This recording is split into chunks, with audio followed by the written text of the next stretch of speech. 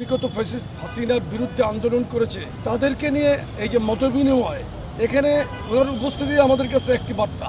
গুপ্ত বাহিনীর বিভিন্ন লোক বিভিন্ন প্রোগ্রামে গিয়ে মন্ত্রী এমপিদের সাথে বেয়াদবিমূলক আচরণ করছে, জুলাই যোদ্ধার বাবা পরিচয়ে, শহীদের আত্মীয় পরিচয়ে, এগুলো তো সুষ্ঠু রাজনীতির ক্ষেত্রে অন্তরায়। সরকার গঠনের পর প্রতিনিয়তই কিন্তু যে কাজের মাধ্যমে মাননীয় প্রধানমন্ত্রী জনাব তারেক রহমান ওনার পজিটিভ কাজের মাধ্যমেই কিন্তু বাংলাদেশের মানুষের কাছে নতুন নতুন বার্তা দিচ্ছেন।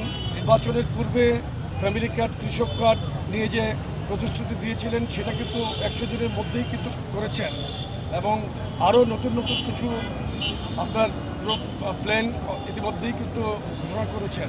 দেখেন, প্রাইম মিনিস্টার নিজে গাড়ি চালাচ্ছেন, এটার মধ্যেও কিন্তু একটা বার্তা আছে।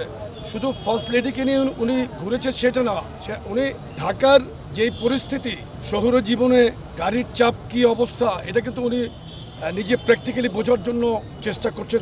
আজকে দীর্ঘদিন পরে বিএনপি, যুবদল, ছাত্রদল, স্বেচ্ছাসেবক দল, এরাই তো এই বিগত ফ্যাসিস্ট হাসিনার বিরুদ্ধে আন্দোলন করেছে তাদেরকে নিয়ে এই যে মতবিনিময়, এখানে ওনার উপস্থিতি আমাদের কাছে একটি বার্তা। উনি আমাদের সাথে কথা বলবেন, ওনার কথা শুনবো, এটাই আমাদের জন্য বিরাট একটি বার্তা আমরা মনে করি।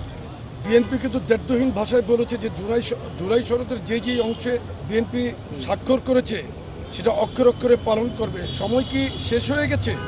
মাত্র 2.5 মাস হলো সরকারের। আরেকটা জিনিস, গণতান্ত্রিক সমাজে কারো ক্ষোভ থাকতেই পারে, ক্ষোভটা তো আপনার একটা যৌক্তিক কারণে হতে হবে। আপনি অযৌক্তিক কারণে ক্ষোভ প্রকাশ করবেন।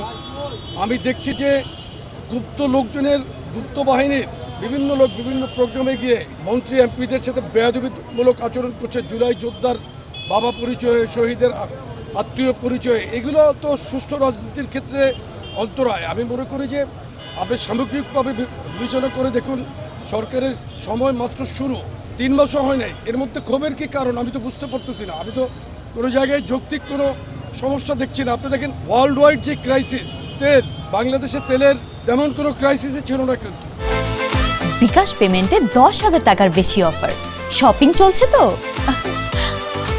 আপনি দেখছেন দাম বাড়ানোর পরে পেট্রোল পাম্পের লাইন উধাও হয়ে গিয়েছে। তার মানে কি? এটা একটা পরিকল্পিত একটা সূক্ষ্ম ষড়যন্ত্র ছিল সরকারের বিরুদ্ধে, যে মানুষ, সরকার কিন্তু সবচেয়ে চ্যালেঞ্জিং যেই সাবজেক্ট জ্বালানি তেল, এটার কিন্তু ভালোভাবে সে হ্যান্ডেল করতে পেরেছে।